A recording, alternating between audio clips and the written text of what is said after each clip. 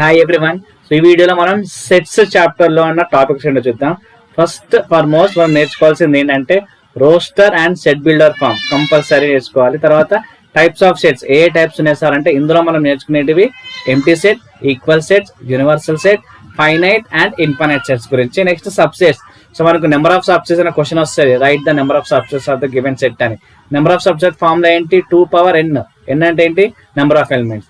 Next basic operations on sets and Venn diagram చాలా చాలా చాలా ఇంపార్టెంట్.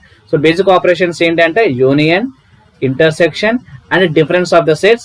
సో దాంతోపాటు వెన్ డయాగ్రామ్ డ్రా చేయడం కూడా చాలా ఇంపార్టెంట్, రైట్?